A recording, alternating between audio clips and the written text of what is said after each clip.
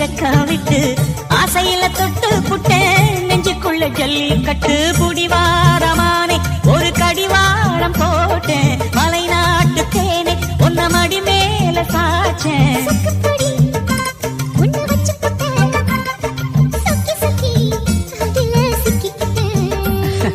கிச்சிலி சம்பா குத்தி எடுத்தே மொச்ச குழம்பும் வச்சு எடுத்தே ஆமாடி அதுக்காகத்தான்